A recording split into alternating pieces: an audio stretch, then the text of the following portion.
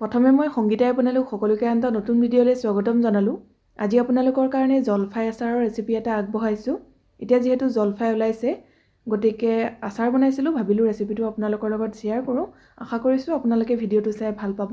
আৰু যদি আপুনি এতিয়ালৈকে বনোৱা নাই, তেতিয়াহ'লে এই পদ্ধতিৰে এবাৰ নিশ্চয় বনাই চাব। তেনেহ'লে আহকচোন, বেছি দেৰি নকৰোঁ, ভিডিঅ'টো আমি আৰম্ভ কৰোঁ। আচাৰ বনাবৰ কাৰণে ইয়াত মই প্ৰায় 1 কেজি মানেই হ'ব কেঁচা জলফাই লৈছোঁ। জলফাইকেইটা ভালদৰে ধুই ইয়াৰ ঠাৰিখিনি আঁতৰাই লৈছোঁ। এতিয়া জলফাইখিনি আমি সিজাই ল'ম। তাৰ কাৰণে মই প্ৰেছাৰ কুকাৰ এটা লৈছোঁ বা কেৰাহীটো সিজাব পাৰে। তাতে অলপ পানী লৈছোঁ। পানী বহুত বেছি দিব নালাগে, মাত্ৰ জলফাইকেইটা যাতে অকণমান ডুব যায় সিমানখিনিহে পানী দিব। এয়া পানী দি ল'লোঁ। তাৰপিছতে এতিয়া গেছটো অন কৰি এয়া মই প্ৰেছাৰ কুকাৰটো উঠাই দিলোঁ আৰু লগতে অলপ নিমখো দি দিছোঁ। নিমখটো আপোনালোকে জোখমতে দি ল'ব, যিমান জলফাই লয় সেইটো হিচাপত দিব। এয়া মই প্ৰায় ডাঙৰ চামুচেৰে 2 চামুচমান দি দিছোঁ আৰু গোটেইখিনি ভালদৰে মিলাই ল'লোঁ। এতিয়া হাই ফ্লেমতে এইখিনি উতলিবলৈ দিম আৰু ঢাকনিখনো লগাই দিছোঁ। এতিয়া আমি জলফাইখিনি সিজাই ল'ম। এয়া আমাৰ জলফাইখিনি ধুনীয়াকৈ সিজিলে মই 4-5 মিনিটমান উতলাই ল'লোঁ। দেখিছে দুটা এটা জলফাই ফাটি গৈছে, লগতে ইয়াৰ ৰংটো সলনি হৈ পৰিছে। ইয়াতকৈ আৰু সিজাব নালাগে। এতিয়া মই গেছটো অফ কৰি দিলোঁ আৰু জলফাইখিনি এনেদৰে ফুটা থকা খৰাহী এটালৈ উলিয়াই লৈছোঁ, যাতে ইয়াৰ এক্সট্ৰা পানীখিনি নিগৰি যায়। এতিয়া জলফাইখিনি 10 মিনিটমানৰ কাৰণে এনেদৰে ৰাখি দিম, অকণমান ঠাণ্ডা হ'বৰ কাৰণে। তাৰপিছতে আমি কাটি ল'ম। এয়া জলফাইখিনি অলপ ঠাণ্ডা হ'ল। এইখিনি সময়তে আপোনালোকে নিজৰ ইচ্ছামতে জলফাইখিনি কাটি ল'ব। মই কিন্তু আজি গোটাকৈহে বনাইছোঁ, যিহেতু জলফাইখিনি বৰ বেছি ডাঙৰ নহয়, গতিকে এনেদৰে গোটাকৈ বনাইছোঁ। এনেদৰে কটাৰী এখনে অকণমান অকিয়াই লৈছোঁ, যাতে তেল মছলাখিনি ভিতৰলৈ ধুনীয়াকৈ সোমায়।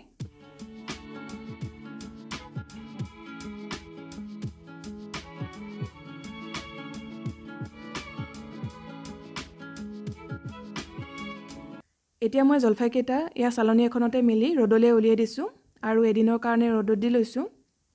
জলফাইকেইটাৰ গাত যাতে অকণো পানী লাগি নাথাকে সেইটো মন কৰিব, কাৰণ আচাৰত যদি অকণমানো পানী লাগি থাকে তেতিয়াহ'লে আচাৰখিনি সোনকালে বেয়া হৈ যায়। সেয়েহে ভালদৰে শুকুৱাই ল'ব। এইখিনি সময়তে চাই লওঁ আহক মছলাখিনি কি কি ব্যৱহাৰ কৰিছোঁ। ইয়াত মই লৈছোঁ ডাঙৰ চামুচেৰে এচামুচ গোটা জিৰা, এচামুচ গোটা ধনিয়া, এচামুচ আজৱাইন বা জনি গুটি, এচামুচ কেঁচা চফ।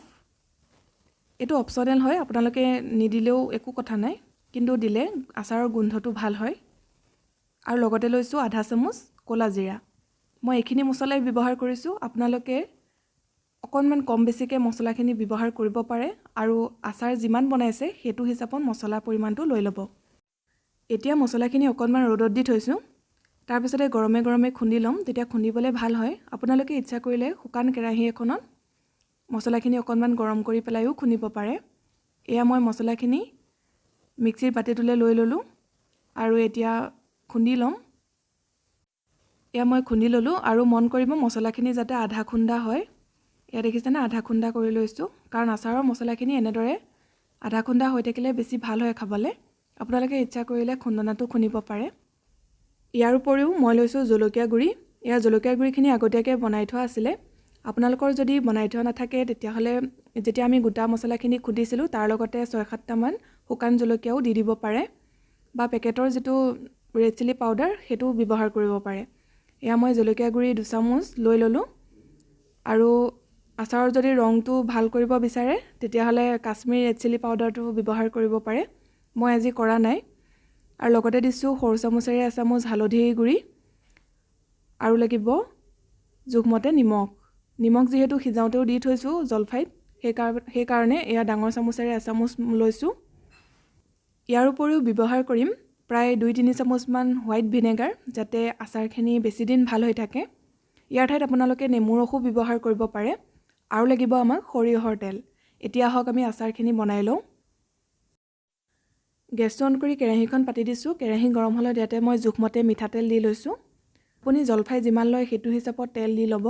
এয়া তেলখিনি দি ল'লোঁ। এতিয়া মই তেলখিনি গৰম কৰি ল'ম, কিন্তু তেলখিনি আমি ধোঁৱা ওলোৱালৈকে গৰম কৰিব নালাগে, অলপ গৰম হ'লেই হ'ব।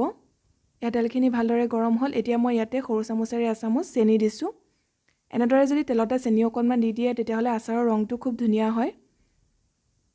আৰু এয়া জলফাইখিনি ৰ'দৰ পৰা আনি থৈছোঁ, দেখিছে ধুনীয়াকৈ শুকাই গ'ল, ইয়াত অকণো পানীৰ ভাৱ নাই। যেতিয়া দেখিব যে চেনিখিনি অকণমান ৰঙা হৈ ওপৰলৈ উঠি আহিছে, লগে লগে গেছৰ ফ্লেমটো কমাই দিব আৰু জলফাইখিনি দি দিব। এয়া মই জলফাইখিনি দি লৈছোঁ। এতিয়া এখন শুকান হেতা ল'ব আৰু হেতাখনে লাহে লাহে লৰাই দিব আৰু গেছৰ ফ্লেমটো একেবাৰে কমাই ৰাখিব। এনেদৰে যদি কম জুইত আচাৰখিনি অকণমান সময় ভাজি দিয়া হয়, তেতিয়াহ'লে আচাৰৰ টেষ্টটো খুব ধুনীয়া হয়, লগতে বহুত কোমলো হয়। গতিকে আপোনালোকে যদি আগতে এনেদৰে বনোৱা নাই, তেতিয়াহ'লে এবাৰ বনাই চাব। এতিয়া জলকীয়া গুড়ি, হালধি আৰু নিমখ মই যিখিনি প্লেটত থৈ দিছিলোঁ, সেয়া গোটেইখিনি দি দিলোঁ আৰু এয়া দিয়াৰ পিছতো ভালদৰে লৰাই দিছোঁ। এনেদৰে কেইছেকেণ্ডমান আমি ভাজি ল'ম। এয়া 1 মিনিটমান কম জুইত ভাজি ল'লোঁ। এতিয়া একেবাৰে শেষত মই মছলাখিনি যোগ কৰি দিছোঁ, যিখিনি আগতীয়াকৈ খুন্দি ৰাখিছিলোঁ।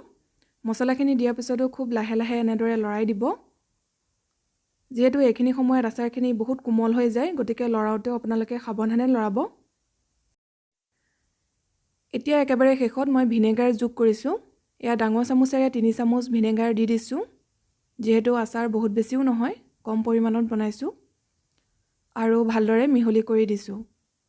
এয়া আমাৰ জলফাই আচাৰ প্ৰস্তুত কৰি লোৱা হৈ গ'ল আৰু এই আচাৰবিধ আপোনালোকে খাওঁ বুলিলে লগে লগেও খাব পাৰে, কিন্তু দুদিনমান পিছত খাই বেছি ভাল লাগে, যিহেতু তেতিয়া আচাৰখিনিত তেল মছলাখিনি ভালদৰে সোমাই পৰে। এতিয়া গেছটো অফ কৰি দিলোঁ আৰু আচাৰখিনি এটা শুকান কাঁচৰ বাতিলে উলিয়াই লৈছোঁ। আচাৰত কেতিয়াও আপোনালোকে পানী লাগিবলৈ নিদিব, তেতিয়া আচাৰখিনি বহুদিন ভাল হৈ থাকিব আৰু মাজে সময়ে ৰ'দত দি থাকিব, তেতিয়া আচাৰ কেতিয়াও বেয়া নহয়। আৰু যদি তেল কেনেবাকৈ কম যেন লাগিছে, তেতিয়াহ'লে অলপ গৰম কৰি ঠাণ্ডা হোৱাৰ পিছত বটলটোত ঢালি দিব।